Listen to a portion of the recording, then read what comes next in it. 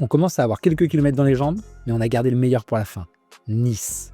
À Nice, on va rencontrer le cabinet Eurofiscalis, fondé par Kevin Sagnier et Denis Salmon. C'est un cabinet avec un parti pris hyper fort, celui de la spécialisation. Eux, ils sont spécialisés sur un secteur d'activité, et c'est grâce à ça qu'ils arrivent à diversifier le modèle économique de leur cabinet. Ils vont nous montrer plein de choses, notamment des outils, des process qui incarnent vraiment cette diversification. J'ai vraiment hâte d'en savoir plus et de commencer à leur poser les questions. Salut. Ça va bien? Ça va et toi? Ouais, très très bien. Ravi de te recevoir. Merci. Merci à toi d'être venu.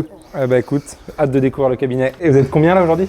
On est une petite vingtaine sur Sofia. Tout le monde vient au bureau tous les jours? Non, on a beaucoup de télétravail. Ok. Et après, on a des agences Eurofiscalis un peu partout en Europe.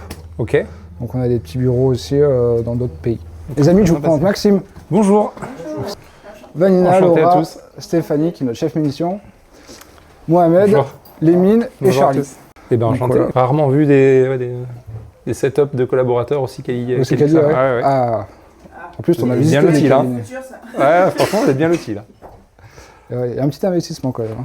Ici, on a le bureau de notre Florian, vidéaste. Ok. Donc alors attends, je te coupe, ça veut dire que tu as un cabinet expertise comptable qui a un vidéaste.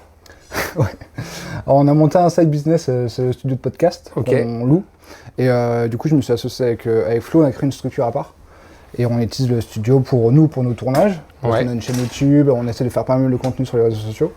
Et en plus, pour rentabiliser l'investissement, parce qu'on met en location le studio. Donc on loue à l'heure, c'est 100 € de l'heure hors taxe. D'accord. Donc régulièrement, chaque semaine, on a des personnes. Sur des sujets, enfin tu loues à des clients tout type d'activité.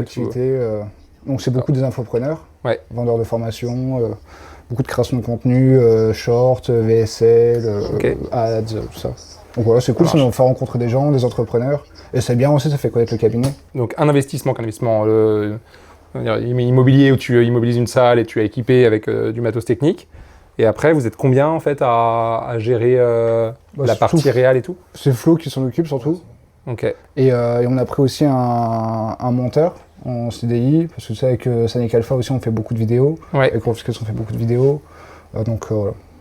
Très bien. C'est plus rentable d'avoir un monteur que de payer des freelances. Et ici, on a... Oups, attention à toi. Bonjour. Les filles, je vous présente Maxime. Maxime, je suis Bonjour. les filles. Enchanté. Donc voilà, notre bureau, là on est en pleine nature, tu vois. Pas de vis-à-vis. Carrément. Donc c'est très sympa. Eh bah ouais, très très sympa les locaux. Hein. Ouais. Alors moi, j'aime pas avoir un bureau à moi. Ouais. Je pense qu'il faut être très très proche des personnes avec qui on travaille. Ouais. Moi, je suis au milieu là-bas. Ok. Voilà. Bah, très bien. Et ton frère, il... Alors j'ai mes deux frères, ils travaillent en full télétravail. Ils sont, D'accord. un il habite à Toulon, Ok. donc c'est à 1 heure d'ici, et l'autre est à Avignon. Avignon, Ok. à 3 heures d'ici. Donc par contre, mon frère jumeau, il vient 2 fois par semaine, Ouais. donc il dort ici une nuit, et Jimmy, il vient 1 fois par mois. Tu as structuré en fait la vie d'équipe en dehors du bureau. Ouais. Ouais. Ok. On n'en fait pas énormément, mais on fait Halloween, on fait Noël, on va faire quelques team building si on est motivé, et on fait un séminaire Ok. à l'étranger. Ouais.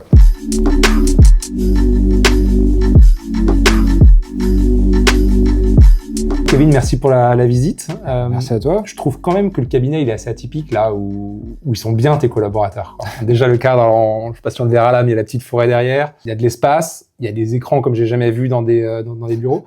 Est-ce que ça traduit quand même un peu ta vision du métier et la place que tu donnes au collab? J'ai l'impression qu'il y a un truc quand même un peu derrière tout ça. Clairement, pour moi, le plus important, c'est le collaborateur. Si le collaborateur il est content, il y a tout qui va. C'est le collaborateur, s'il est content, il fait bien son boulot. S'il fait bien son boulot, le client il est content. Si le client il est content, moi je suis content. Donc tu vois, t'as un cercle un peu comme ça. Mais pour qu'un collab il soit bien, tu vois, il faut des locaux un peu sympas, qui soient contents de venir travailler, quoi. Il leur faut un bon ordi, il leur faut des écrans énormes, parce qu'au moins, voilà, ils se disent, j'ai pas ça ailleurs. Et surtout, ça montre aussi du respect. Tu vois, je pense que quand tu respectes les gens, ils te le rendent. Et le respect, c'est quoi? C'est leur donner de quoi travailler correctement. C'est bien les payer, c'est être sympa avec eux, c'est pas les faire chier sur les horaires, le truc, le machin, tu vois. Alors, faut un peu de cadre, mais si tu leur donnes de la confiance et qu'ils te le rendent, ça marche. Donc, ouais, avec Denis, avec mon associé, on a toujours eu cette philosophie de se dire, OK, on va mettre toute notre attention sur le collab. Alors bon, dans la vraie vie, ça se passe pas toujours aussi bien qu'on veut, hein. Mais en tout cas, on y porte une grande attention. Encore plus dans le marché, tu sais, c'est très dur de trouver des collaborateurs. Beaucoup plus difficile de trouver des collaborateurs que des clients. Donc on fait très attention à nos collabs. Et toi, justement, tu as des problématiques de recrutement comme tout le monde ou... Comme tout le monde, ouais, c'est dur de retrouver des... En plus, on est dans un petit village, tu vois, on est à Côte d'Azur. On est où là alors on est à Mougins. On est à Mougins, c'est un petit village à côté de Cannes et à côté de Nice, pas très loin de Nice. Et bon, c'est vrai que généralement, les collaborateurs ils sont plutôt sur Nice. Ouais. Voilà, dans les villages aux alentours, il y a un peu moins de monde, donc ouais, c'est moins attractif que voilà, Paris ou des trucs comme ça. Donc déjà, c'est pas évident. Et après, on sait qu'il y a une pénurie, donc même pour des cabinets qui ont un peu de visibilité, qui font un peu attention à leur marque employeur, c'est quand même difficile, quoi. Donc tu me disais en fait des collabs, faut bien les traiter, évidemment. Enfin, il va au-delà de ça, et il faut savoir bien leur partager la vision. Si j'étais un collab, tu me dirais quoi? Comment c'est quoi ta vision en tant qu'associé d'Eurofiscalis? Moi, ce que je leur dis déjà, dans quel type de cabinet ils veulent travailler. Est-ce qu'ils veulent travailler dans un cabinet des années 80 ou dans un cabinet des années 2030, tu vois. Déjà, quand on dit qu'on fait pas de saisie, tu vois, ils sont contents déjà. C'est Penny Lane. Donc, il y a beaucoup de collaborateurs, déjà, ils viennent et ils font encore de la saisie, tu vois. Okay. Ils ont, je sais pas, 60 dossiers, 70 dossiers. Nous, on leur dit, chez nous, tu vas en avoir 20, 30 maxi, quoi. Et après, on leur dit que nous, ce qu'on pense, c'est que il faut qu'on arrive à offrir autre chose que de la compta. On est persuadé que la compta, ça va être plus ou moins gratuit dans l'avenir. On pense qu'il y a plein d'acteurs comme je sais pas, des banques en ligne, on va pas forcément les citer, qui vont offrir la comptabilité pour attirer des clients, pour pouvoir vendre leurs services bancaires. Et donc, la valeur perçue pour un client de se dire, je vois sur les réseaux sociaux, dans la publicité, que la compta, c'est gratuit ou c'est pas très peu cher, quoi, comme EcoBiz, tout ça. Ils vont se dire que la compta, c'est mon comptable, il me facture trop cher. Et donc, on ne veut pas être comparé à ça. Et on se dit, il faut pas facturer de la compta. Il faut facturer autre chose. Et donc, nous, toute la philosophie d'Eurofiscalis, c'est ça, c'est de se dire, on est un cabinet d'expertise comptable, ok, mais on va essayer de proposer plutôt d'être un partenaire pour développer un business. Et donc, ça, on va essayer de le traduire dans nos actions. Et donc, c'est ça qu'on leur vend, en fait. C'est de leur dire, ok, t'es collaborateur comptable, mais on va pas te demander de te faire de la saisie. Par contre, on va te demander de te spécialiser. Donc, nous, c'est l'e-commerce, on va peut-être en parler. On va essayer que tu connaisses bien tes clients. C'est pour ça que tu as peu de clients. Parce que j'ai envie que tu les connaisses, j'ai envie que tu aies du temps à consacrer à leur dossier, à les appeler et à pouvoir proposer vraiment un vrai accompagnement. Donc, c'est ça un peu qu'on leur vend au collab, tu vois. Ok. Et donc, ils ont fait des études de compta. Et il n'y a pas cette frustration à un moment de se dire attends, en fait, tu vas me demander un truc là. Oui, il y a un peu de compta, mais j'ai l'impression qu'il y a beaucoup d'autres choses. Et c'est quoi ce autre chose, du coup? Alors, effectivement, il y en a, ça peut leur faire peur. Et ça veut dire que c'est pas des collabs pour nous, tu vois. Ouais. Et il y a plein de cabinets, donc il n'y a pas de problème. Donc, effectivement, il faut bien fitter avec ce qu'on fait. Et on est quand même très atypique. Nous, ce qu'on va leur proposer, en fait, c'est leur dire, OK, tu vas avoir un portefeuille, tu vas être vraiment un mini chef d'entreprise, tu as ton portefeuille, tu sais ton chiffre d'affaires que tu fais, tu vois, on est très, très transparent. Donc, on dit, OK, tu gères, je sais pas, 150 000 euros de chiffre d'affaires. Toi, tu coûtes tant l'entreprise, donc tu as tant de bénéfices. Est-ce que ça, je te coupe, mais tu la diffuses comment, cette info? Enfin, cette grande transparence, elle vit comment au quotidien ou de façon hebdo dans l'équipe? Ouais, on a un CRM, on utilise ClickUp. D'accord. Tu as la liste des clients, tu as les honoraires, ils mettent la saisie des temps sur Penny Lane, donc on sait la rentabilité. D'accord. Donc ils ont accès à tout. Donc, ok, ils ont accès s'ils vont la chercher. Il y a pas, tu formalises pas des si, on bookies, fait des aussi 2 fois par an, on fait des réunions où on montre aussi, tu vois, ils savent le chiffre d'affaires des autres collaborateurs. D'accord. Et donc on fait des réunions sur un tableau Excel avec des graphiques pour dire ok, ça c'est le chiffre d'affaires total du cabinet, ça c'est par collaborateur. On regarde le pourcentage un peu pour voir qui est surchargé, sous-chargé, tu vois, des choses comme ça. Et donc c'est très très transparent. Ok. Donc ton collab, il a cette info-là. Il est donc responsable d'un objectif en fait de chiffre d'affaires. Ouais, le chiffre d'affaires, et pas forcément que le chiffre d'affaires, c'est vraiment est-ce que le client est content. Tu vois, nous, c'est vraiment ça, parce qu'on pense que si le client est content, il va nous recommander, donc on va développer notre cabinet. Donc on a vraiment cette notion de satisfaction client, tu vois. Et donc c'est pour ça qu'on laisse du temps au collab pour faire son travail, pour que le client soit content, tu vois. D'accord. Alors, je vais direct aller sur le sujet, qui est le sujet de la diversification du modèle éco. Tu me disais, quand on avait échangé il y a quelques semaines ensemble, ton panier moyen, toi, il est autour de 700 euros par mois, ce qui me semble élevé. Comment t'en arrives là? Qu'est-ce que tu vends pour que ça fasse 700 euros alors qu'il y a quelques secondes, tu me disais demain la compta, ça sera gratuit? Ouais, ça, c'est une très bonne question. Donc, on a beaucoup bossé là-dessus. Parce que nous, on considère que si on fait un devis avec compta, social, juridique annuel, on va être comparé avec un autre cabinet. Si tu veux, le client, quand il va voir un cabinet, il va demander un devis, il va avoir un deuxième, il va demander un devis, il va avoir un troisième, il va demander un devis. Et les 3 devis vont être très similaires. Le prix va un peu changer, mais l'offre va être la même. Parce qu'il vient voir pour de la compta, quoi. Et donc nous, on s'est dit, on va pas faire une offre avec compta, tenue comptable, sociale, juridique, annuelle. Nous, on a fait des packages et on va inclure beaucoup plus de choses dedans. Pour que le client, quand il regarde les 3 devis, il se dise, bah, celui-ci, ok, il est peut-être 2 fois plus cher que les autres, mais j'arrive pas à le comparer avec les autres parce que il n'y a pas les mêmes choses. Donc on est parti de cette philosophie-là. Donc qu'est-ce qu'on met dans nos devis? Tu vois, on va parler de tenue comptabilité, mais on va surtout parler d'un accompagnement sur l'expertise métier. C'est pour ça qu'on s'est spécialisé. Donc on se dit expert e-commerce, et on va leur expliquer dans le devis que nous, on va les accompagner, on va faire du coaching avec eux sur leur business pour regarder leur marge, on va regarder leur logistique, on va regarder le transport, on va regarder où ils achètent leurs marchandises, par quoi ça passe, comment on peut faire pour optimiser leur temps, ou des choses comme ça, tu vois. Donc ça va plus loin. Et donc ça, on le met en valeur dans notre devis. On dit qu'ils font partie d'une communauté aussi, avec d'autres e-commerçants, ils peuvent échanger. On a une plateforme de d'e-learning où on met des formations dedans. Donc ils vont pouvoir, nous, ce qu'on considère, on leur dit, bah, si vous voulez être un bon entrepreneur, parce que nous on parle d'entrepreneur, on parle pas de chef d'entreprise, parce qu'un e-commerçant, il se voit entrepreneur et pas chef d'entreprise, pour en parler aussi. Donc on dit, si tu veux être un bon entrepreneur, bah, il faut que tu viennes chez nous, parce qu'on va pouvoir aussi te former à être un bon entrepreneur. Être un bon entrepreneur, c'est quoi? C'est optimiser sa fiscalité, c'est se protéger, c'est développer son business, c'est s'entourer, c'est continuer à se former. Et donc on va essayer de lui proposer tout cet environnement pour qu'il soit en tout cas, il se sente accompagné pour être, voilà, encore une fois, un meilleur entrepreneur. Et donc il vient pas chez nous pour de la compta. Ok. Ça va être ça la différence. C'est pour ça que du coup, dans notre package, on va faire un prix unique et on va le facturer beaucoup plus cher. D'accord. Donc, ce que tu vends, en fait, c'est ton expertise e-commerce. Ce que tu me dis, en fait, c'est que tu es un cabinet d'expertise comptable. Déjà, est-ce que toi, tu définis comme ça? On peut quand même le dire parce qu'en fait, ils viennent quand même nous voir pour ça, au départ. Tous tes premiers contacts, c'est des gens qui cherchent pour la compta. Ouais. Okay. Mais après, nous, ce qu'on leur vend, et c'est là où il y a un vrai discours marketing, commercial à avoir, tu vois, et une vision aussi à transmettre aux clients, où il repart en fait avec un package d'entrepreneurs, quoi. Ok. Ce qui veut dire que, je sais pas, j'ai une imprimerie ou une auto-école dans le coin, je t'envoie un mail pour demander si tu peux me faire un devis. Tu me réponds ou tu me réponds pas? Il faut savoir qu'on market le fait qu'on soit expert e-commerce. Ouais. Et on le crie sur tous les toits, parce qu'on a envie que tous les e-commerçants viennent chez nous. Par contre, par ricochet, on peut aussi avoir, je sais pas, une boulangerie, une imprimerie, et donc après, on fait le choix de savoir si on le prend ou pas. D'accord. Et quand on rencontre l'entrepreneur ou le chef d'entreprise, on regarde si le dossier nous intéresse. Et donc, il y en a certains, on les prend, ouais. D'accord. Et d'autres, on prend pas parce qu'on pense qu'on n'a pas vraiment de plus-value ou on n'a pas de rentabilité dessus. Par contre, on a dans le cabinet, tu vois, je pense 70% c'est des e-commerçants, comme 30% c'est d'autres activités. Parce que aussi, nos clients, ils ont parfois d'autres business qui sont pas de l'e-commerce, donc on les prend quand même. Et nous, avec Denis ou même les collaborateurs, dans leur réseau, ils ont aussi des chefs d'entreprise, des entrepreneurs qui chargent des cabinets.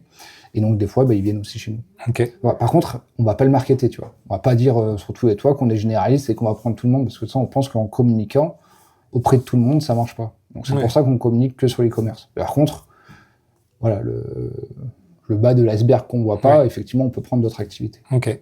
Donc, cabinet d'expertise spécialisé dans le e-commerce. C'était la vision de départ ou pas du tout, et ça s'est affiné au fur et à mesure du temps? La vision de départ, c'était spécialisé, mais dans le commerce international. D'accord. Donc on avait recruté des collaborateurs qui parlent plusieurs langues, on avait cette culture de l'import-export, on a un cabinet fiscal spécialisé sur la TVA internationale, et du coup par ricochet on avait des demandes de sociétés étrangères qui voulaient créer des filiales en France, qui faisaient de l'import-export, des choses comme ça. Donc au départ on s'était figé sur commerce international. Et plus on avançait dans le temps, et plus on s'est rendu compte que l'e-commerce, il y avait personne dessus, qu'on avait beaucoup de demandes et que c'était hyper rentable. Donc on s'est mis sur l'e-commerce. Et tu vois, maintenant, on va encore plus loin dans la spécialisation, on va sur les vendeurs Amazon. Alors, il y a plusieurs milliers de vendeurs Amazon en France. C'est une expertise très pointue, il y a très peu de cabinets d'expertise comptable qui savent réellement le traiter. Et donc là, on se spécialise encore plus sur les vendeurs Amazon. Donc là, dans les prochains mois, on est en train de préparer toute une com liée à Amazon, quoi. Ok. Et au-delà d'une communication et d'un marketing justement de ton offre, concrètement dans ce que tu vends, ça ressemble à quoi un rendez-vous bilan? Ça ressemble à quoi la relation au quotidien justement avec des e-commerçants, avec un vendeur Amazon? Tu lui recommandes quoi? Tu lui conseilles quoi? Grosso modo, tu vois, on pourrait faire un rendez-vous avec lui où on va prendre, je sais pas, 3 produits chez lui, le top 3 de ses produits, et on va regarder si la marge est bonne. Donc on a un tableau, on a créé une matrice Par exemple, pour un vendeur Amazon, on va marquer quel type de produit, le montant de TVA, le coût de revient du produit, le coût de transport, le coût de la publicité. On va regarder le packaging pour savoir la longueur du packaging en hauteur, en largeur, en longueur. Parce qu'en fonction de ça, tu as des frais liés à Amazon de stockage, voir si on n'arrive pas à les réduire pour avoir une optimisation. On va regarder, je sais pas, le montant de la douane, tu vois, les frais de douane. On va regarder donc plein de critères. En fait, c'est vachement de l'analyse de données et de data que toi, tu as accumulé par ta quantité de clients que tu accompagnes là-dessus. Et surtout, c'est très spécifique à l'e-commerce et tu vois, l'envoi de colis, des choses comme ça. Et du coup, on va rentrer dans tous ces coûts et à la fin, on va dire, OK, bah là, ta marge, c'est, je sais pas, 25%. Et là, en faisant telle action, peut-être on peut l'augmenter de 4%. Tu vois. Et c'est ça qui est hyper précieux et qui fait que ça coûte 700 € par mois. Exactement. Parce que ça lui fait gagner, au final, pas mal d'argent. Exactement. Okay. Je donne un autre exemple concret. Le mec, il va acheter sa marchandise en Chine. On se rend compte que il va utiliser tel transporteur. Et je dis, bah attends, appelle ce transporteur-là, il va te faire un autre devis, peut-être tu vas payer moins cher, tu vois. Okay. Et à la fin, peut-être il va gagner 10 points. Mais pour lui, c'est énorme parce que il va faire, je sais pas, peut-être 50 importations dans l'année. Okay. Donc ça va être plein de choses comme ça, où comme on connaît bien l'univers de l'e-commerce, on va avoir des partenariats, on va avoir des contacts, on va pouvoir l'aider à optimiser sa marge, on va pouvoir optimiser sa trésor, on va pouvoir... Donc c'est ça qui va attendre de nous, en fait. Et alors, si je me mets dans la peau d'un de tes confrères qui a un cabinet, qui s'interroge sur cette diversification, ou d'un créateur de cabinet, je me dis, waouh, la spécification, le côté expert de niche, ça m'intéresse. Bon, le e-commerce, je le mets de côté, c'est fait. Est-ce que tu penses en fait que des expertises comme ça, tu penses que c'est vachement réplicable et qu'il y en a des dizaines, des vingtaines ou... Ouais, alors, la dernière fois, on était chez Penny Lane, journée d'influenceur, j'échange avec une expert comptable, jeune expert comptable. La fille vient d'être diplômée, elle est toute jeune, et elle ne croit pas du tout dans la spécialisation. Elle me dit, je connais pas les niches, je pense que... je lui dis, pourquoi tu te spécialises pas sur les femmes entrepreneurs entre, je sais pas, 25 et 35 ans. Tu peux communiquer de cette façon-là, ça va être très différent d'un industriel de 50 ans. Mais tu as moins d'expertise financière, c'est plus une expertise de positionnement, là. Oui, tu vois, tu prends un transporteur, c'est hyper spécifique. Tu prends quelqu'un qui travaille, je sais pas, dans le vin, tu as les problèmes d'accise, tu peux avoir des problèmes à l'export. Donc à chaque fois, tu vas rentrer dans des problématiques que quand tu es généraliste, tu peux pas voir. Là, j'ai rencontré une expert comptable, elle se spécialise sur les produits d'occasion. Tu vois, tu as tout un univers aussi sur les produits d'occasion. Aussi, moi, tu viens voir pour un produit d'occasion, je saurais pas faire, tu vois. Donc en fait, non, il y a plein de niches sur lesquelles tu peux aller. Souvent, c'est sectoriel, mais c'est pas forcément sectoriel. Tu vois, nous, l'e-commerce, on l'a pas pris, c'est pas un secteur. C'est un modèle économique. Tu pourrais prendre les SaaS. Tu vois, tu prends que des startups qui sont dans les SaaS. Et tu as plein de niches. Donc on a passé un peu de temps où tu m'as vraiment partagé la vision de l'avenir de la comptabilité selon toi, et la façon dont tu l'as traduit, c'est prenez une niche d'expertise et soyez très fort sur cette niche-là pour aller au-delà de la compta. Maintenant, concrètement, comment ça se vend en fait? C'est quoi les lignes d'un devis que tu envoies à un client? Comment tu arrives à embarquer? Tu sais que les collaborateurs, tu arrives à les embarquer sur cette vision-là, mais des clients, comment tu arrives à les embarquer? Ouais, alors là, je vais te partager un truc qu'on essaye de mettre en place encore plus, et ce qu'on va aller encore plus là-dedans, quoi. Ouais. C'est vraiment mettre en avant toute l'expertise métier grâce à la spécialisation. Je te montre, c'est l'accès à une communauté d'e-commerçants, l'accès à des masterclass une fois par mois en visio. On va prendre des experts liés à l'e-commerce ou à Amazon et on va organiser ça, parce qu'en fait, il y a plein d'experts qui veulent parler à nos clients, en fait. Donc alors, déjà, je te coupe, mais la façon dont tu le présentes, déjà, c'est pas devis comptabilité, c'est pas offre cabinet comptable, c'est rejoins le club. Ouais, c'est ça. C'est fait partie d'un mouvement, en fait. C'est quand tu es chez Eurofiscalis, déjà, tu sais que tu es un bon e-commerçant. C'est comme ça qu'on le vend, tu vois. Ok. Et donc, on va voir sur ton devis, mais il va y avoir des choses qui sont assez communs à un cabinet d'expertise comptable. Et on va voir, il y a peut-être des trucs que tu tunes un petit peu. Et il y a des choses, par contre, qui ne sont jamais sur un devis de cabinet. Dans ce qui n'est jamais, donc tu nous as parlé de tu as une communauté, tu peux échanger avec elle, tu peux avoir accès à du e-learning, à des visios, il y a quoi en plus? Ouais, c'est ça, tu as accès à une plateforme d'e-learning où on va mettre des formations dedans pour qu'ils puissent retrouver toutes les questions qu'il peut avoir. Au lieu de t'appeler, déjà, il a pas mal de réponses dans l'e-learning. Ça, il n'y a personne qui le met en place, alors je comprends pas, parce que les experts comptables, ils ont la connaissance. Ouais. Donc, il faut simplement la diffuser auprès de ses clients. Donc, il a accès à la plateforme de formation. On va faire un mastermind par an, aussi avec tous les clients. Qu'est-ce que t'appelles un mastermind? Un mastermind, c'est un événement physique. Ok. On va se retrouver, je sais pas, dans une salle de conférence, on va faire venir des experts sur les thématiques, un peu comme à la Contatech en fait. Ok. C'est le même principe, mais qu'avec nos clients. Et on va demander à nos clients de venir avec 1+1.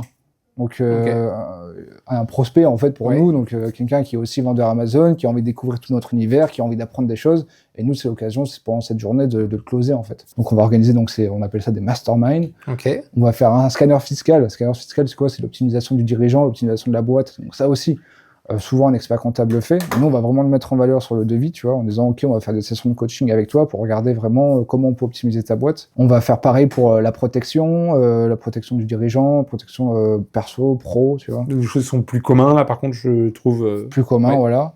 Et après, il y a toute l'expertise métier. On avait dit, hein, par exemple, on a négocié avec certains outils qu'utilisent des e-commerçants des réductions. D'accord. Tu vois, parce qu'on sait que, tu vois, je prends Heliotem, c'est un outil que, je pense, 99% des e-commerçants ont, tu vois. Donc, on les a contactés, on leur disait, est-ce qu'on peut avoir des réductions? Nous, on est cabinet spécialisé sur l'e-commerce, donc on a des clients on a les mêmes clients, on peut créer un partenariat. Et du coup, on a moins 50%, ce qui vaut 600 € par an, tu vois. Donc, on a plein d'outils comme ça où on a des réductions, et donc le client, il a accès à ça. Donc, il a l'impression aussi que son cabinet, il lui fait gagner de l'argent, finalement, tu vois. Ce qui est une réalité, je pense. Enfin, ce qui est une réalité, ouais, clairement. On a parlé tout à l'heure de l'optimisation de la marge, donc on va faire aussi des sessions de coaching avec lui pour optimiser sa marge. Nous, tu vois, on appelle ça session de coaching. Donc là aussi, on a un vocabulaire sur lequel on va un peu, pour mettre en valeur ce qu'on fait, tu vois. On va aussi mettre à disposition des outils. Donc on a créé des outils métiers liés à l'e-commerce pour lui faire gagner du temps. Vous avez créé des outils. Ouais. Par exemple, tu prends un rapport de vente Amazon, c'est très compliqué pour un comptable de le traiter. Et souvent, le comptable, il dit à son client, bah, traite-le toi. Et tu m'envoies juste les données. Et le client, tu vois, il sait pas ce que c'est, il comprend rien, il galère. Et donc, ça lui prend beaucoup de temps pour essayer de comprendre comment ça marche. Là, on lui dit, OK, t'as pas besoin de le faire, nous, on a un outil, on va récupérer ton fichier, on le met dans l'outil, on le met sur Penny Lane. Tu vois, c'est un truc... donc, les collabs, ça prend pas de temps, et le client, il perd pas de temps non plus. Ou par exemple, quand t'as un client qui va vendre, je sais pas, en Australie, il va regarder les taux de TVA, les droits de douane pour ce pays-là. Ben là aussi, on lui met en place un outil où il va pouvoir regarder ces infos. Et on va lui mettre sur la plateforme d'e-learning un tuto pour lui montrer comment l'utiliser. Ok. Donc un dimanche, quand il a envie de regarder cette information-là, il n'a pas besoin de nous appeler ou attendre le lundi matin, il peut le faire directement lui-même. Ok. Et donc ça, c'est très très spécifique en fait au métier. Tu vois, on va vraiment rentrer dans l'opérationnel de l'e-commerçant, de savoir qu'est-ce qu'il fait dans son boulot. Ouais, la valeur, elle est très très forte. Ouais. Ok. Et ça aussi, on a réussi à le faire parce que avec mes frères, on a monté une boutique e-commerce pour voir un peu la vraie vie, quel outil fallait prendre, comment trouver tes produits, comment les vendre, comment faire de la publicité, tu vois, pour essayer de comprendre comment ça marchait. Ok. Et alors, donc, cette adhésion au club, c'est le même prix pour tout le monde, tu peux choisir certaines briques et pas d'autres, ça marche comment? Donc après, ça peut être en fonction du chiffre d'affaires. D'accord. En fonction du chiffre d'affaires. C'est quoi? Enfin, c'est confidentiel ou tu peux montrer des choses? Je peux vous montrer une version qu'on aimerait mettre en place, qui n'est pas encore actualisée, mais qu'on peut mettre en place comme ça. Qu'on ait un ordre d'idée, en fait. Voilà, ça vous donne un brouillon. Ouais. Mais par exemple, tu vois, un client qui fait entre 0 et 500 000 €, il pourrait payer 8 000 € l'adhésion à l'année. Un client qui va faire, je sais pas, plus de 5 millions, il va payer peut-être 35 000. Et tu vois, ce qui va être cool aussi, par exemple, on donne la possibilité ça aussi on l'a pas encore mis en place, mais on va le mettre en place, peu importe le nombre de salariés, on va s'occuper du social, et c'est compris dans l'adhésion. Et pourquoi on le fait? Parce qu'on sait qu'un e-commerçant, il a très peu de salariés. Même s'il fait 10 millions € de chiffre d'affaires, il va avoir 1, 2, 3 salariés. Donc on sait que si on le facture à l'unité, ça va être 35 € de bulletin de salaire, donc ça va pas faire un gros chiffre. Alors que si on le met inclus dans le club, peu importe, pour lui c'est une valeur énorme, il a l'impression que... Et en fait ça vaut 1 000 € par an, quoi. Et nous, ça nous fait gonfler notre prix d'adhésion. Donc c'est ça qui est assez génial comme principe. Et alors, en tant que bon financier, d'un point de vue marge, rajouter toutes ces choses-là, on comprend que tu vends plus cher, parce que la valeur, elle est certaine pour ton client. Et tu marches comment? Ce qu'on a fait, c'est on a fait un peu à l'ancienne méthode pour savoir un peu vraiment combien on aurait facturé de façon classique, tu vois, comme un cabinet classique. On a fait à peu près x2 sur le prix. Donc on sait que les marges sont énormes. C'est pour ça d'ailleurs qu'on a un fort panier moyen. Okay. Donc on arrive pour la même... Parce qu'en fait, ce qu'on propose, c'est un cabinet classique peut le proposer. Alors pas sur la partie expertise métier, mais sur tout le reste, il pourrait le proposer. Simplement, il ne sait pas le mettre en valeur. Et nous, grâce à la com, grâce au marketing, et grâce voilà, au discours commercial, on arrive à vraiment le mettre en valeur, quoi.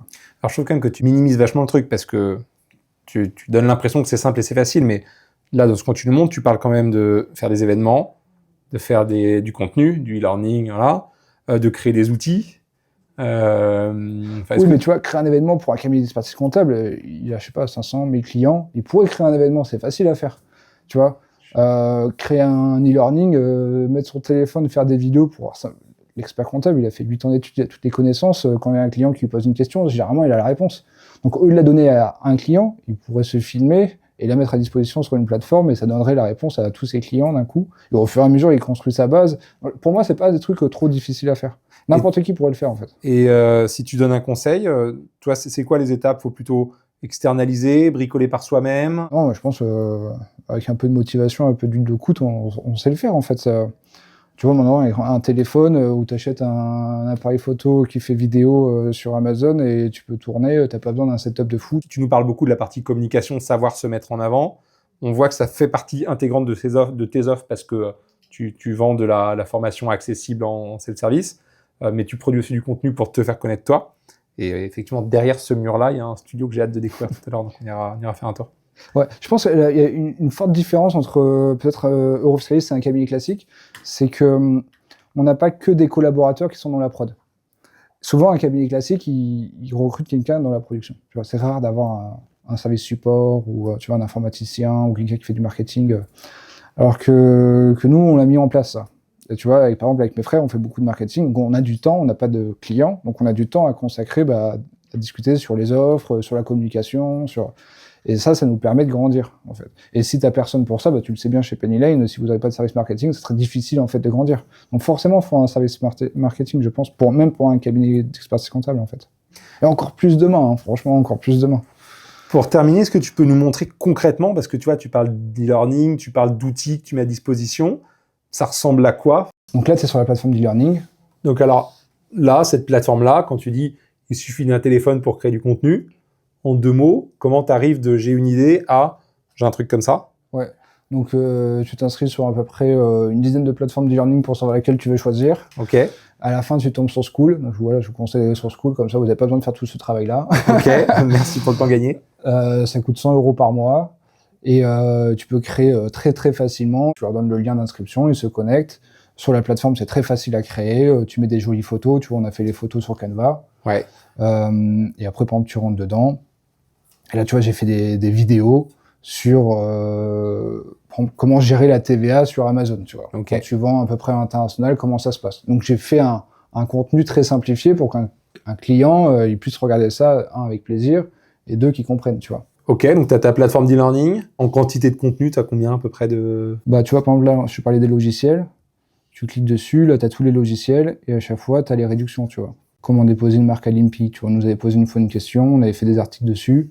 Et du coup, on a écrit, nous, comment on le ferait, tu vois. Ok. Et moi, quand j'ai déposé ma marque, tu vois, après, je vais me donner un exemple, comment j'ai déposé la marque Eurofiscalis. Okay. En fait, il y a plein de choses que tu fais déjà que tu pourrais simplement faire un loom et le proposer à tes clients.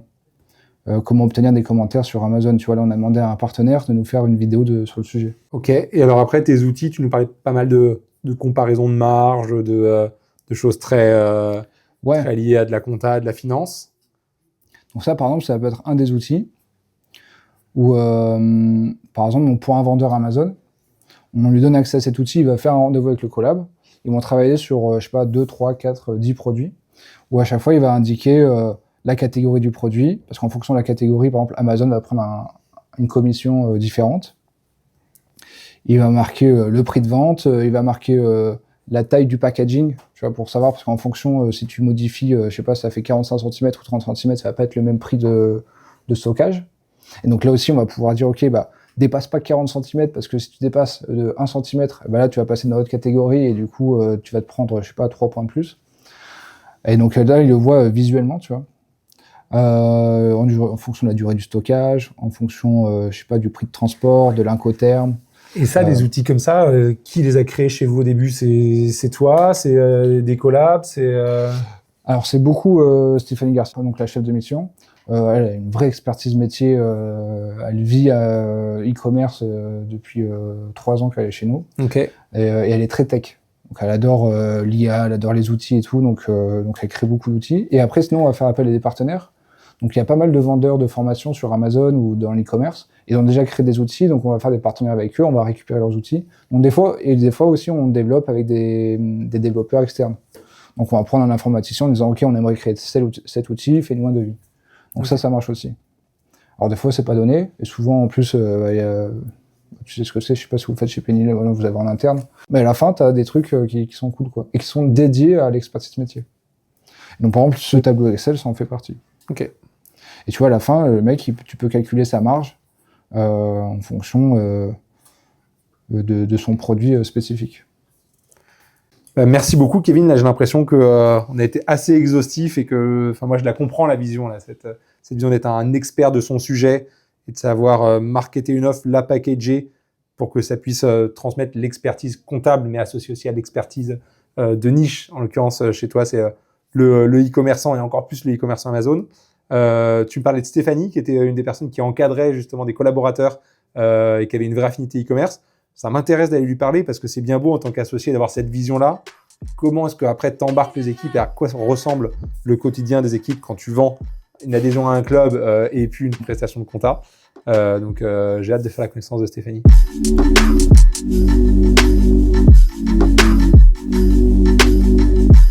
Stéphanie, merci de m'accorder cette petite discussion. Je viens d'échanger longuement avec Kevin qui me partageait la vision du cabinet, qui est une vision quand même assez atypique.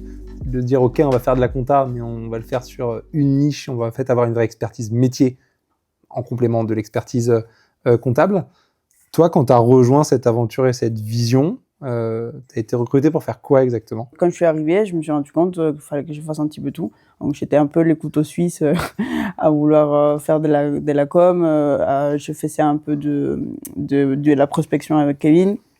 Je faisais les rendez-vous prospects, je m'occupais d'eux. Après, je faisais la compta, classique. On cherchait des collabs aussi un peu plus tard quand on s'est développé. Mais donc, bon, les démissions, process, développement du métier, comment on pouvait apporter quelque chose de vraiment expert aux clients au niveau des ventes Amazon, e-commerce et de la niche qu'on cherchait en fait à développer. Donc, voilà, c'était un petit peu tout ça que j'ai dû développé au tout début, mais les postes à la base, c'était quand même difficile de savoir ce qu'on attendait de moi. Ça s'est développé au fur et à mesure, donc c'était assez naturel. Au fur et à mesure, en fait, c'est venu naturellement que je puisse prendre la place dans cette équipe, dans l'aventure, quoi. Donc toi, tu as un background compta? J'ai un DSCG et je suis en train de passer mon DEC. Donc, je vais passer mes écrits là justement en mai dernier. Okay. Donc, pour devenir expert comptable prochainement. Ok, on va croiser les doigts aussi. Et tu as une affinité pour le e-commerce? En fait, au tout début, pas forcément. J'avais pas forcément d'affinité pour l'e-commerce. J'avais eu très peu de dossiers avant. Mais après, quand je suis rentrée chez Eurofiscalis, là, par contre, j'ai vraiment découvert plein de côtés et de la diversité dans ces métiers, dans cette particularité-là de l'activité. Et donc là, aujourd'hui, oui, c'est quelque chose qui me plaît et c'est quelque chose que j'aime développer. Donc, ce qu'on voyait avec Kevin tout à l'heure, c'est qu'en fait, la vision du futur d'Eurofiscalis, c'est presque de vendre une adhésion à un club avec une offre extrêmement complète sur une expertise métier, plus que de vendre en fait une prestation comptable. Où est-ce qu'on va chercher des collaborateurs qui sont capables de faire ça? Alors déjà, peut-être, je vais reformuler ma question, c'est qui se charge de vendre cette adhésion à un club? On a un peu une équipe commerciale, une petite équipe commerciale, donc Kevin en fait partie, bien sûr, pour la partie développement et stratégie. Et avec Jérémy, on essaye du coup de trouver des idées de comment pouvoir trouver la cible. Donc ça veut dire les e-commerçants, mais aussi la cible, parce que dans l'e-commerce, il y a quand même des petites sous-niches, entre guillemets. Il y a Amazon, les autres, est-ce qu'ils font de l'export international, est-ce qu'ils se placent qu'en Europe ou aussi à l'étranger. Okay. Donc bon, des petites sous-niches. Donc du coup, les buts avec Jérémy et Kevin, c'est de pouvoir trouver notre persona, entre guillemets, de pouvoir bien les cibler et de pouvoir offrir quelque chose qui est attendu par cette cible. Donc c'est ça, ce qui est un petit peu sensible, c'est de pouvoir se placer côté client et voir qu'est-ce qu'ils attendent, qu'est-ce que eux ils s'attendent de nous, qu'est-ce qu'ils souhaiteraient avoir, et même des choses que peut-être qu'ils demandent pas, mais que c'est ce qu'ils voudraient avoir. Et donc c'est comme ça qu'on voudrait vendre cette offre-là dans son futur. Donc ça sera Jérémy qui est un commercial direct avec les clients.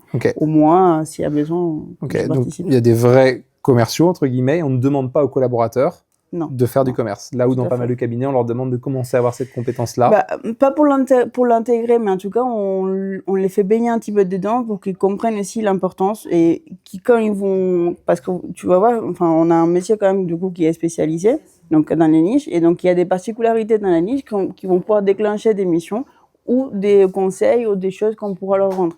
Et à ce moment-là, par contre, on forme, entre guillemets, les collabs pour qu'ils s'identifient un petit peu ça aussi, pour qu'on puisse dire, bah tiens, ah bah peut-être qu'il y a quelque chose. Mais on leur dit pas forcément d'aller démarcher les clients ou d'aller faire la démarche commerciale directement. Mais en tout cas, d'en parler et de pouvoir faire ressortir ces points, c'est important parce que c'est quand même eux qui sont en lien direct avec les clients et qui sont, bah, en fait, qui traitent la compta au quotidien. Donc, ils vont les voir plus que moi si je vais aller regarder ces dossiers-là. Et alors, justement, cette expertise de faire de la compta dans l'univers du e-commerce, dans l'univers des e-commerce Amazon, les collaborateurs qui sont capables de faire ça, vous allez les chercher où? Ou alors, comme j'imagine qu'il n'y en a pas 4000 qui plus est à Mougins, comment vous les formez et c'est quoi le cycle de formation? Oh, ça n'existait pas, du coup, Ouais. forcément. On a essayé, mais bon, on a vraiment pas réussi à faire ça. Donc, on va chercher un mindset, on va chercher vraiment la personnalité du collab qui va faire qu'on va se dire qu'il va s'adapter ou pas à ces secteurs-là. Et ce qu'on a mis en place, en fait, dans les cabinets. Après, il y a aussi, on est full des maths, donc on est zéro papier aujourd'hui. Donc, tout ça, il y a des personnalités qui s'adaptent pas, en fait, à ce type de travail. Et puis aussi, dans la recherche. Donc, ça veut dire que les plateformes, aujourd'hui, elles bougent. Donc, Ouais. aujourd'hui, vous avez Amazon qui a un rapport des ventes, par exemple, qui est assez est stable, mais il y a d'autres petites marketplaces qui sont en train d'évoluer, qui sont en train de se perfectionner. Il y en a plein d'autres qui existent, ou qui naissent, tout simplement. Donc, il faut aussi quelqu'un qui soit capable d'analyser un petit peu, qui a un minimum de pouvoir se développer sur Excel ou sur d'autres types d'outils pour pouvoir atteindre ces genres des problématiques liées aux ventes, liées à TVA. Donc voilà, parce qu'on a quand même pas mal de problématiques autour de tout ça. Donc voilà, donc on n'en a pas qui sont dedans. Ouais. Et le but, c'est de pouvoir trouver quelqu'un qu'on s'est dit, bon, il est capable de le faire. Et là, par contre, on le forme. Donc, quand il rentre chez nous, pendant une semaine, on est en formation, entre guillemets. Formation TVA, déjà, pour e-commerce. Donc, TVA, tout ce qui est technique, en fait, entre guillemets, à la TVA, à tout ce qui est... Enfin, voilà, c'est vraiment la technicité du métier. Et puis après, on va leur montrer les rapports, qu'est-ce qu'on a mis en place, les matrices, comment aller les chercher, comment les récupérer, comment les traiter. On a fait des fiches techniques. Chaque dossier aussi, il a une fiche technique qui montre un peu la particularité, combien de plateformes, quelle plateforme il y a. Donc voilà, il y a de la transmission d'infos. Et aujourd'hui, on est tellement en full croissance qu'en fait, on passe pas des dossiers qui existent déjà au collab. C'est plutôt des dossiers qui viennent d'arriver. Donc, on les découvre aussi avec le collaborateur en même temps. Donc voilà, on a mis en place un processus d'onboarding pour prendre connaissance du client, poser les questions qu'il faut pour avoir les plus d'informations possibles, parce qu'il y a des infos qu'on peut rater et qui peuvent avoir des conséquences du coup sur les traitements du dossier, sur les obligations de TVA, etc. Et donc voilà, c'est comme ça qu'on va les former. Pendant toute une semaine déjà, on baigne dedans avec lui, on les forme. Et du coup, il n'aura pas aussi un portefeuille qui sera rempli dès le départ. Donc il est progressif, donc ça lui permet aussi de progressivement prendre sa place, d'apprendre et de faire son apprentissage, quoi. Ok. En matière de pilotage, donc toi, tu encadres en fait des collaborateurs. On a vu qu'il y avait quand même des missions qui étaient assez nouvelles avec cette vision de club et d'expertise métier. En termes de ventilation du temps, t'attends quoi d'un collaborateur? Sa semaine type, il passe combien de temps sur quel type d'activité? Bah justement, alors, on a fait les choix de ne pas les charger pour qu'ils puissent passer du temps dans l'analyse et pouvoir procéder d'autres choses, de voir un autre côté que compta, technique, etc. Après, les métiers, la niche qu'on a choisie, il y a aussi d'autres spécificités parce qu'il y a d'autres trucs qu'on fait pas en général en cabinet. Donc, il y a les déclarations hausse, mais il peut y avoir des CMB, de RTVA, des déclarations qui sont un peu plus spécifiques. Et on va aller chercher aussi un peu de l'analyse dans les rapports. Un exemple tout simple, c'est Amazon. Vous avez les points UE Amazon, donc qui permet, avec l'FBA, qui permet de stocker dans plusieurs pays de l'Union européenne. quand on analyse les rapports de vente des clients, on se rend compte qu'en fait, il y a du stockage qui sont envoyés dans un pays dans lequel les clients, ils n'y étaient pas du tout immatriculés ou qui ne voulaient pas y aller. Et l'effet d'aller surveiller ça, on va pouvoir prévenir les clients. Attention, ils ont envoyé du stock là-bas, donc t'as pas d'obligation TVA, donc enlève les stocks, ou alors c'est pas rentable au niveau de ta marge, parce que toute la marchandise qui part de Pologne, par exemple, elle est vendue en France, donc ta marge, elle plonge parce qu'il y a des coûts supplémentaires. Donc voilà, on va aller chercher ces côtés-là, analyse, pour pouvoir conseiller les clients, pour pouvoir surveiller un petit peu les données et lui indiquer certains points. Donc toi qui encadres des collaborateurs, tu penses que c'est quoi l'avenir du collaborateur? Le collaborateur de demain, il ressemble à quoi?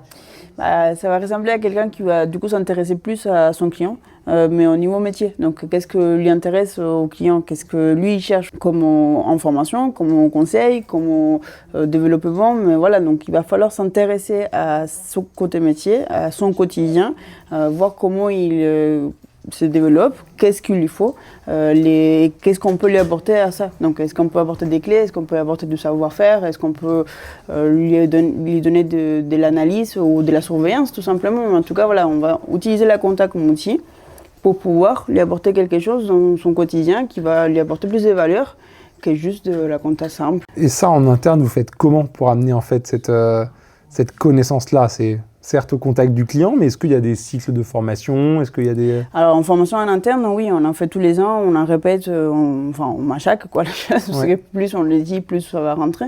Mais après, on l'a appris aussi sur l'État et on l'a appris en regardant des vidéos, en étant avec des e-commerçants, en posant des questions.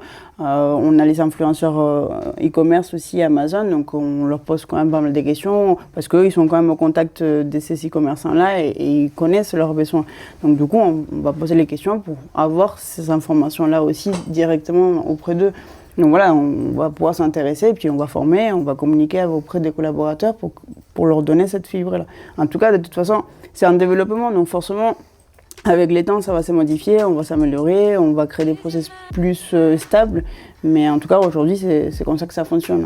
On essaie de les former plus régulièrement. Eh ben, merci beaucoup pour cet échange. Merci à toi.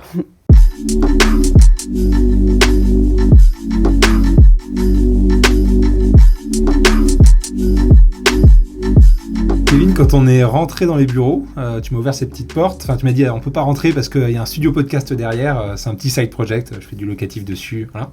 Et en fait, au fur et à mesure de la discussion, je me rends compte que la production de contenu, aussi bien pour vous, pour votre marque, que pour votre core business, qui est de délivrer une offre complète dans laquelle il y a de la formation, c'est assez central. Donc, je trouvais ça très cool qu'on finisse en fait cet échange dans cette pièce. Alors, on a l'impression qu'on tourne un podcast, mais non, on va poursuivre notre échange. Donc, je veux qu'on aborde les deux sujets. Le premier sujet, c'est on va rester sur la partie offre. Tout à l'heure, tu me disais, c'est hyper simple en fait de tourner un contenu et de le mettre à disposition. On voit qu'ici, on va quand même un peu plus au-delà de ça. Et puis après, on parlera un peu de votre marque, la marque Eurofiscalis. Donc, tu as le suite, tu portes la marque à chaque fois. Et j'ai l'impression que vous investissez beaucoup, justement, sur cette marque-là. Et là aussi, je veux qu'on creuse un peu ce sujet-là pour terminer. Le premier, la prod de vos contenus. Aujourd'hui, ça représente quelle part, toi, de ton travail et comment tu t'es organisé pour que ça fasse partie de cette offre et qu'en fait, sur le e-learning que tu nous montrais tout à l'heure, il y ait du contenu et ça se renouvelle et ça soit toujours à jour. Ouais, bonne question. En fait, avant, j'étais beaucoup dans la prod. Et après, j'ai réussi à me dégager du temps parce que j'ai compris que la communication, c'était important. Au tout départ, la com, pour nous, c'était surtout le SEO. C'était créer du contenu sur le site internet. Et après, on a voulu faire de l'e-learning. On a voulu faire de la création de contenu sur YouTube. Ça prend du temps. Et donc j'ai réussi à déléguer une grande partie de mon travail. Et donc maintenant, comme ça me plaît, j'y consacre une grande partie de mon temps. Donc je sais pas, je dois passer au moins 50% de mon temps à m'amuser. Alors moi je dis ça m'amuser parce que j'ai pas l'impression que c'est du travail, quoi. Mais à créer du contenu, que ce soit sur les réseaux, en vidéo, à travailler sur le site internet, ou même à réfléchir aux offres, à comment on peut améliorer la marque employeur, la marque commerciale. Donc c'est quand même une grosse partie de mon temps. Et est-ce que tu as une notion un peu financière du sujet? Parce que comme ça fait partie de ton offre, tu te dis ok, il faut que j'en fasse à peu près tant par semaine, ça doit me coûter à peu près tant de produire un contenu ou Non, franchement, je sais pas. Il y a un petit investissement pour acheter un peu de matériel, quoi. Mais grosso modo, tu pourrais le faire avec un Loom. Donc finalement, t'as pas besoin non plus d'avoir un truc énorme. Mais après, quand tu veux commencer un peu à te professionnaliser, bah, si ça te plaît, bah, tu peux le faire. Et après, c'est surtout voilà, une question, si ça te plaît, tu consacres du temps. Mais j'ai pas l'impression qu'on y consacre énormément d'argent, tu vois. Ok. Ça nous coûte, je sais pas, 15 000, 20 000 euros à l'année, c'est beaucoup, quoi. Et alors, si on se met dans la peau de ton client, ce que tu lui proposes comme contenu, il va y avoir des webinars, il va y avoir du e-learning. Explique-nous ce que tu fais là dans cette salle. Ouais, donc on propose des webinaires. Donc webinaire, c'est on fait une conférence en live. Ouais. Donc on utilise les caméras, les micros pour que ça soit un peu sympa avec un joli décor, pour que ça change un peu de la webcam un peu pourrie, quoi. Ouais. On tourne des e-learning. Donc là, on est face cam, on a un prompteur. Donc on travaille un peu nos scripts. Et après, on a une chaîne YouTube. Donc on a une chaîne YouTube où là, on va faire des interviews, on va faire du podcast. Des fois, on est juste en face cam. Et après, on fait aussi des VSL. On a testé avec des ads. Qu'est-ce que tu appelles VSL? Donc, grosso modo, pour faire connaître le cabinet, ou même on a fait d'autres boîtes aussi, c'était le même principe, où on fait des vidéos pour faire de la pub sur Instagram, Facebook, LinkedIn. Et après ta pub, tu les rediriges vers un tunnel de vente, donc vers une landing page, on appelle ça. Et sur la landing page, tu as une vidéo qui présente le cabinet ou ton service, etc., qui est un peu commercial, quoi. Et on appelle ça une VSL. Donc là, moi, ce que je comprends quand même, c'est que pour que du e-learning, du webinar puisse faire partie intégrante d'une offre qui se vend plusieurs centaines, presque milliers d'euros par mois, il faut que ça reflète une certaine qualité. Et toi, tu as décidé d'investir justement dans la qualité de ce contenu-là. Et l'autre sujet, après, c'est la marque. Pas mal de fois, tu nous as dit cet après-midi au cours de l'échange, il suffit en fait de dire ce qu'on fait, il suffit de le marketer, il suffit de bien communiquer. C'est quoi la strate de com Eurofiscalis là? C'est quoi cette marque? Elle vient d'où? Elle s'est construite comment? Et qu'est-ce que tu fais pour la faire vivre? Ouais. En fait, on le fait en fonction du client. Je te donne un exemple très concret pour que ça soit concret pour tout le monde. Tu vois, nous, on cible des e-commerçants. On sait qu'un e-commerçant, c'est quelqu'un qui est autodidacte, tu vois, c'est pas un métier que tu apprends à l'école, tu vois, c'est souvent tu as un vrai métier, entre guillemets, je sais pas, tu es médecin, j'en sais rien. Et après, tu en as marre de ton boulot, du coup, tu vas regarder un peu sur Internet ce que tu peux faire. Tu vas tomber sur l'e-commerce, tu vas acheter une formation, tu vas quitter ton job et tu vas faire ça à temps plein. Et tu vas faire ça de chez toi. Et quand tu fais ça de chez toi, bah, comme tu es en télétravail constant, bah, tu es souvent en jogging. Et tu es souvent en hoodies. Et du coup, quand on se dit on va communiquer avec Eurofiscalis, on va pas se mettre en costard-cravate. On va correspondre en fait avec notre persona. Et notre persona, c'est un e-commerçant qui est en hoodies, du coup, on s'habille en hoodies. Donc c'est plein de trucs un peu comme ça où on va essayer de coller ce qu'on fait avec la personne qu'on cible. Parce que demain, si je cible, je sais pas moi, un pharmacien ou un industriel de 50 ans, qui est un homme blanc généralement, tu vois, qui est en train de voir comment vendre sa boîte ou la transmettre à ses enfants, qui est dans le nord de la France et qui a 50 salariés, bah, je vais peut-être pas mettre mon hoodie, tu vois, pour communiquer avec lui, je vais plutôt mettre en costard-cravate, je vais faire un truc très protocolaire, parce que ça va coller avec sa personnalité. Donc on a beaucoup réfléchi sur la communication et sur la marque Eurofiscalis, à quelle image on veut donner pour que ça colle avec notre persona. Et donc sur notre site internet, tu vois, quand on fait des vidéos, souvent on tutoie, parce que ça colle en fait avec un e-commerçant qui est généralement entre 30 et 40 ans, donc qui est assez jeune, qui travaille de chez lui, qui fait partie de communautés où il y a beaucoup de tutoiements. Tu vois, donc on essaie de travailler là-dessus. Ok, donc là en fait tu nous parles avec un jargon marketing de territoire de marque, de positionnement de marque, et après si on parle de la distribution de cette marque-là, c'est-à-dire par quel canal est-ce que tu communiques, moi j'ai l'impression que tes cabinets parfois peuvent un peu se perdre en disant il faut que je fasse un podcast, il faut que je fasse des vidéos, il faut que je travaille mon SEO, il faut que j'ai des landing pages pour convertir, mais vous c'est quoi les choix que vous avez faits? Et puis au-delà de ces choix-là, maintenant que tu as un peu de recul, qu'est-ce qui marche bien? Ok, très très bonne question, j'adore cette question. Il faut faire qu'une seule chose et il faut la faire très bien. J'ai commencé à développer Eurofiscalis uniquement grâce au site internet, d'accord. Donc j'ai fait du référencement sur Google en me formant sur le SEO, où j'ai pris des formations gratuites sur HubSpot, il y en a plein. C'est totalement gratuit, c'est simplement du temps, donc j'ai passé du temps à me former. Et donc pendant 5 ans, j'ai fait que le site internet. Donc, tu vois, c'est le seul canal d'acquisition client, c'était le site internet. Et au bout de 5 ans, je me suis dit ok, on est arrivé à un plafond de verre, c'était compliqué d'aller au-dessus, et on a commencé à en faire un deuxième. Et donc le conseil que je peux donner, c'est arrêter de mettre des coups d'épée dans l'eau en faisant plein de choses. Non, il faut en faire une, et il faut la faire très bien. Je te donne un autre exemple. Maintenant, on se focalise, nous, sur les influenceurs. L'influence marketing, ça marche très bien. Comme je te l'ai dit tout à l'heure, souvent, un e-commerçant, il va acheter des formations sur l'e-commerce. 100% des e-commerçants, ils n'ont pas fait d'études d'e-commerce, ils ont acheté des formations où ils se forment sur YouTube. D'accord ? Et donc on s'est dit, on va se maquiller avec plein de formateurs qui vendent des formations sur l'e-commerce qui parlent d'Eurofiscalis. Et comme on sait que 99% des e-commerçants passent par de la formation, si on est dans toutes les formations, à chaque fois ils vont voir notre tête. Et donc c'est comme ça qu'on se fait connaître aujourd'hui, où on est dans plein de formations sur l'e-commerce, et à chaque fois qu'on parle de fiscalité, de comptabilité, d'administratif, c'est Eurofiscalis qui est mis en avant, et donc on est recommandé en fait par ces influenceurs. Et ça marche hyper bien, parce qu'à chaque fois qu'on est recommandé, 9 fois sur 10, le devis il passe. Et ça, c'est quoi? Tu payes, c'est de l'affiliation, c'est quoi le modèle éco Très bonne question. Donc souvent, tu dois payer pour faire ça. Et nous, on s'est dit, on n'a pas l'argent pour le faire. Mais tu as un savoir-faire. Par contre, on a un savoir-faire. Et un vendeur de formation, ce qu'il veut, c'est apporter de la valeur à ses clients. Et lui, il n'a pas l'expertise métier, il n'a pas l'expertise comptabilité, fiscalité. Donc on a fait une formation sur la TVA internationale, sur comment optimiser ses impôts, sur comment traiter des rapports de vente Amazon qui sont un peu compliqués. Donc vraiment sur la compta, tu vois. Et on a donné cette formation à ces formateurs. Ils ont intégré cette formation dans leur formation. Et du coup, ils étaient hyper contents, ils nous ont fait ça gratuitement. Et ça nous a permis d'avoir une visibilité énorme auprès des e-commerçants, gratuitement. Juste parce qu'on a donné de la valeur, en fait, aux prescripteurs. Donc ça, c'est une bonne technique. Tous les experts comptables qui souhaitent faire la même chose, ça marche extrêmement bien. C'est de simplement donner de la valeur aux personnes qui peuvent vous recommander. Et donc, là aussi, on s'est dit, ok, ça marche. Donc on a fait le site internet, on a fait l'influence marketing, ça marche. Est-ce qu'on va ouvrir un autre canal d'acquisition ? On s'est dit non. On en a 2 qui marchent très bien. Au lieu d'en ouvrir un autre où on ne sait pas si ça va marcher, on va faire x10 sur les 2 premiers. x10, c'est quoi ? C'est ok, on a 3 influenceurs qui nous recommandent, le but c'est d'en avoir 30. On a sur notre site internet 1500 pages, le but c'est d'en avoir 15 000. Et en faisant ce x10, mécaniquement, tu augmentes ton nombre de prospects et ton nombre de clients. Donc tu n'as pas besoin forcément d'aller sur plein de façons de communiquer, aller sur du LinkedIn, aller sur Instagram, faire un podcast, faire une newsletter, il y a plein de façons de faire, mais si tu fais tout, ça marche pas. Si tu fais une chose ou 2 qui sont très très bien faites, tu fais du x10 dessus parce que tu les maîtrises, et là ça explose. Écoute, merci beaucoup pour ces super conseils. Je te propose de conclure cette demi-journée passée ensemble de ce que j'ai compris. Donc, moi, je viens avec une volonté de découvrir un cabinet qui diversifie ses modèles éco.